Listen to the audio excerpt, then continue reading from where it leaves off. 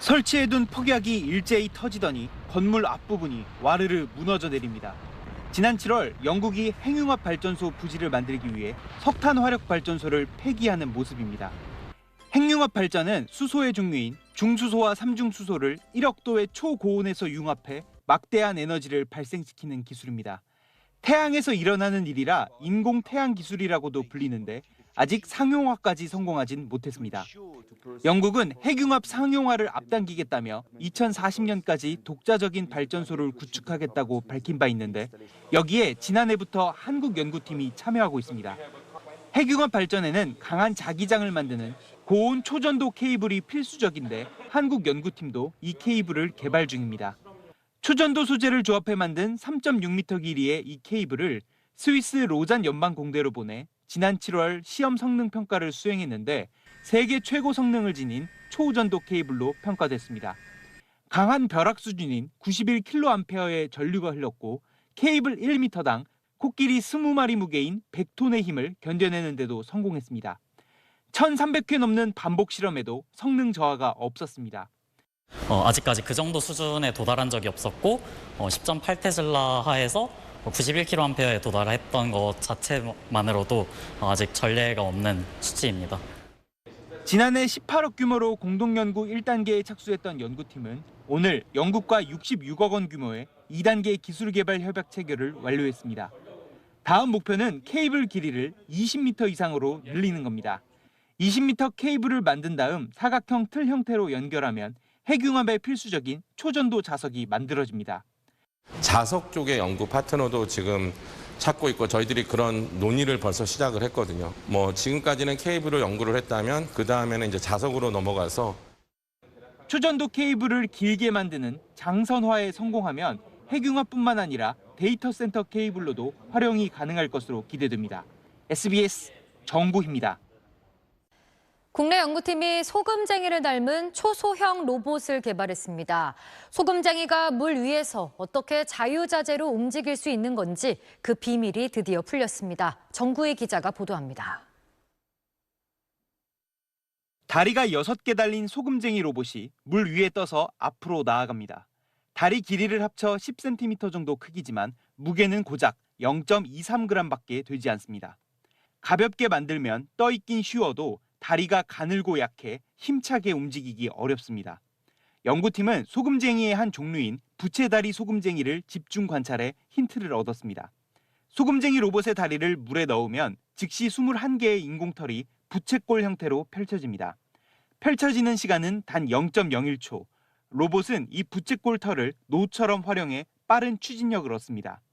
그리고 다리를 살짝 올려 물 밖으로 나오는 순간 인공털은 오므라듭니다. 표면 장력이 아주 가장 큰 힘입니다. 못 빼요. 이렇게 그냥 가만히 있으면. 이거를 이렇게 오므라들지가 않으면 얘가 아무리 힘을 줘도 물이 잡아당겨서 밖으로 뺄 수가 없습니다. 기존 연구는 이런 부채다리 소금쟁이 다리 끝털이 근육의 힘으로 움직인다 보고 모터를 이용해 구현하려다 번번이 한계에 부딪혔습니다. 연구팀은 근육의 힘이 아닌 탄성 모세건 현상으로 순식간에 펼쳐진다는 걸 알아냈습니다. 물속에 붓을 담그면 붓털이 풀어졌다가 물에서 꺼내면 젖은 채 도로 뭉치는 것과 같은 원리입니다. 이걸 이용해 물에선 탄성력으로 펼쳐지고 물 밖에선 물 분자끼리 끌어당기는 표면 장력의 힘으로 스스로 오므라들도록 발끝에 인공털을 만들었습니다. 마침내 물 위를 다니는 소금쟁이 로봇이 탄생했습니다. 해당 기술은 초소형 로봇 개발 등에 응용될 것으로 기대됩니다. 이번 연구 결과는 최고 권위 학술지 중 하나인 사이언스지의 표지 논문으로 선정됐습니다. SBS 정구희입니다. 부산 강서구에 위치한 진우도. 세계적인 철새도래지, 낙동강 하구 유역인데 플라스틱 등 쓰레기들이 가득합니다. 강 상류에 버려진 쓰레기들이 떠밀려 내려온 겁니다. 바로 옆 갯벌엔 군량식에 사용됐던 작은 플라스틱 조각들이 나뉜 겁니다. 크기가 작다 보니까 새들이 먹이로 착각해서 먹기도 하고. 일회용품 사용이 늘면서 플라스틱 사용량과 폐기물은 점점 늘고 있습니다.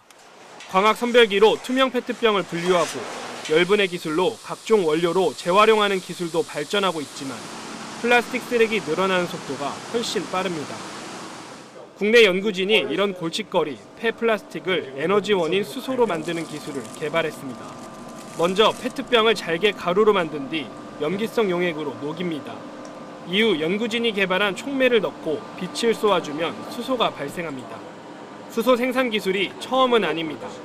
하지만 98%를 차지하던 석유화학 공정은 온실가스가 나오는 치명적 단점이 있었고, 물을 전기 분해하는 방식은 전기를 어디서 어떻게 얻을 것인지에 대한 문제가 있었습니다. 연구진은 햇빛의 에너지를 통해 수소를 생산하는 광촉매 기술을 사용했는데 기존 광촉매 기술에 비해 진일보했다는 평가입니다.